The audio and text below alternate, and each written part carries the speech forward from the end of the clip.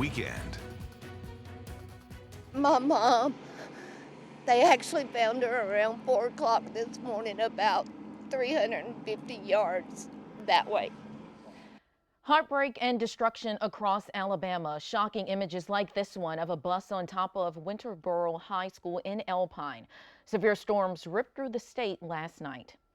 And we have team coverage for you. ABC 3340's Valerie Bell is in Talladega County, Austin Pratt in Pickens County, and Megan Scarano in Chilton County. Good evening, I'm Muriel Bailey. And I'm Brenda LeDunn. We know at least 3 people died in the storms and at least 4 tornadoes are confirmed. We're keeping you updated on damage all throughout the state, but we start tonight with a first look at your forecast for the week. Here's meteorologist Riley Blackwell. And at last check, this was very recent. We have a 5th confirmed tornado down in Dallas County near Plantersville.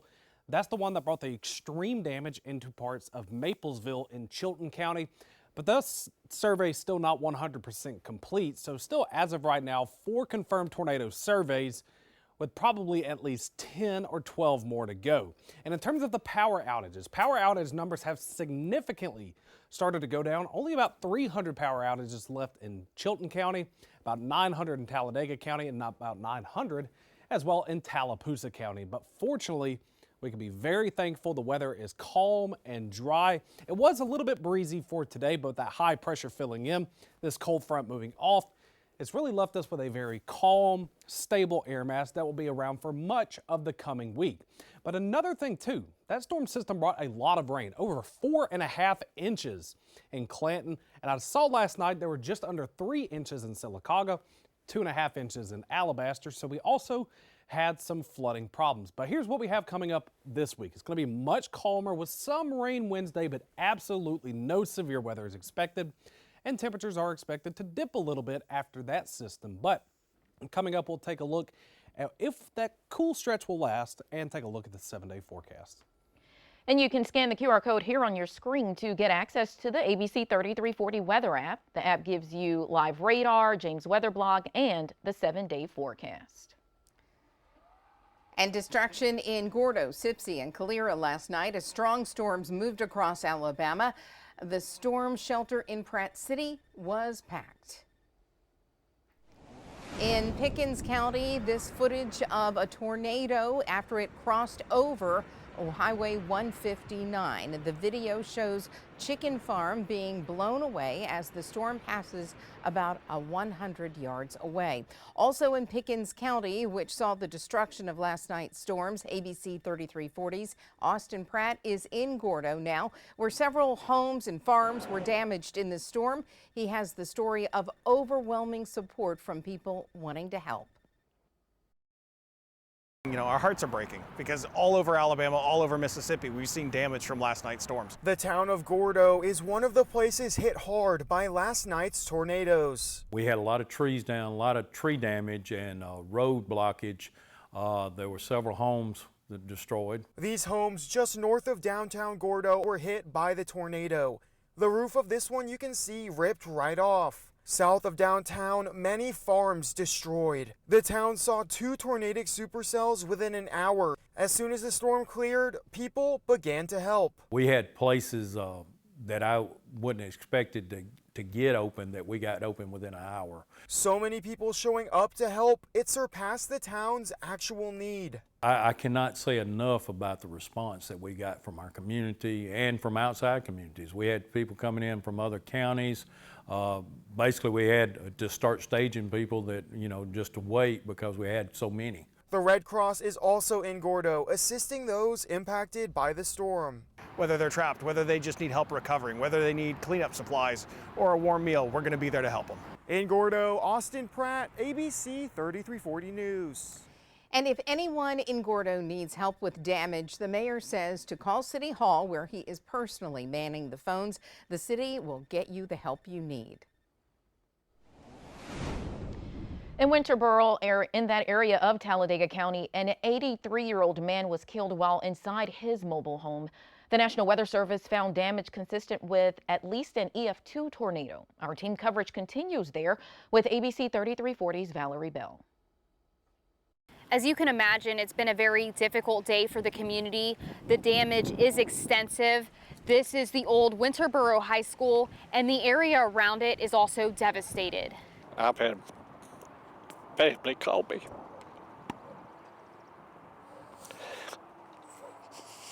Making sure I'm all right.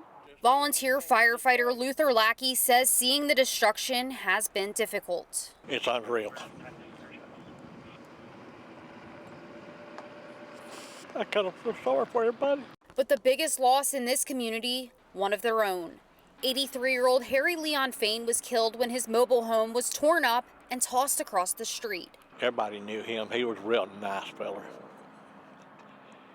He had come to the fire station 4 hours early to make sure that the storm shelters were open.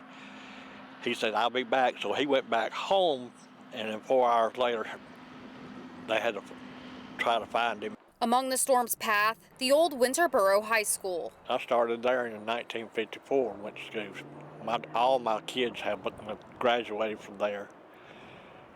So it's kind of hard. A school bus slammed into the gym. I cried. Like you know what I'm saying, because it hurts. You know what I'm saying, and it's like, man, I've been seeing that place for a long time. Once a community landmark, now a difficult memory. I played football there for a long time, baseball and everything, basketball. So, you know, it's hard to see something like that come through your community, you know what I'm saying, and as devastating as it is, but it's a good thing that we got good people. And we got good people that's around us and coming down to help us, you know, clean up. Debris is scattered everywhere, and now the focus is on picking up the pieces. We try to help everybody in the community. That can be replaced, but the lives can't. Crews I spoke with tell me they believe it'll take more than a week to clean up this devastation.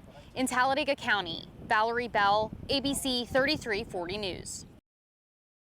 All she could say was, "Mama, her house is gone. It's leveled." And it's leveled. I mean, that's all I know. 2 people were killed in Plantersville in Dallas County. One victim was Annie Free. Her daughter tells us she found her mother dead 300 yards from where her trailer once stood. Anita Owens is from the Mobile area. When she and her daughter Tiffany saw the storms coming, they headed towards Plantersville, where her mother lives. Owens describes the moment she learned her mother's house was gone. My mom, they actually found her around 4 o'clock this morning, about 350 yards that way. And my uncle was about 150 yards this way. So, and he's currently in the hospital. Now, the other victim was a man. The coroner says he was killed while inside a shop. Today, the National Weather Service says Plantersville is one of the hardest hit areas. As National Weather Service crews survey storm tracks in Chilton County, the town of Maplesville is coming together to help those impacted. ABC 3340's Megan Scarano is in Maplesville tonight, where at least 2 homes were flipped upside down. This home off of County Road 15 completely moved off of its foundation and turned upside down. When the storm came, about a dozen or so family members rushed to this storm shelter. They tell me it took 3 men to hold the door closed during the storm. It was the most scariest sound I have ever heard, and I started praying to God to save all of us. Terrifying moments for this family in Maplesville. I thought we were all goners. Hunkered down in a storm shelter made out of the back of a milk truck. Once the storm passed, they would see the true extent of the damage. The tornado picked the trailer up and flipped it through the tree upside down. So the bottom is on the top and the ceiling's on the ground. It's the same story for the Wilson family across the street. Their home also upside down. You can see the refrigerator hanging out of the side. We had made the conscious decision not to be here. Like I said, my daughter was scheduled to play a volleyball tournament at the BJCC, so we were on the 5th floor of the Sheraton Hotel watching you guys. And you guys had zoomed in on County Road 340, which is just right here beside us. And I said, well, it's at home. By the time the sun came up, the community was there, ready to help. What has it been like since 9 o'clock last night? A roller coaster of emotions and just roller coaster of events to get through. Volunteer-wise, that came in from the community to help us. I don't know the number just yet, but it's well in the, I would say in the 100 of people that came together in this community to help out their neighbors. As these families begin the cleanup of their most beloved possessions, they know none of it matters as much as each other. We're the lucky ones. Nobody was hurt. We can figure this out. In Maplesville, Megan Scarano, ABC 3340 News. Covering Shelby County, cleanup crews were out in force early this morning. This is some video of torrential rain last night near the Christian Life Fellowship Church in Calera. Other areas were also hit hard. There is extensive damage at Burton Campers in Calera. Multiple campers flipped over and lots of mangled metal. Calera Baptist Church also lost part of its roof. Pastor Jason Jarvis says he's seeing a show of unity. 13 pastors reaching out to offer help, and repairs could take some time, so the church is looking for an alternate place to meet. We don't lean on the things that we have as far as buildings. We lean on God, and so He is our comfort, He is our peace, and so we put our trust in Him. And so even though our building is hurt right now, we're not. A mobile home park also damaged in Calera. Tim Striegel made it to a neighbor's basement just in time. Fortunately, he got insurance on Friday. A team of volunteers helped him with that cleanup.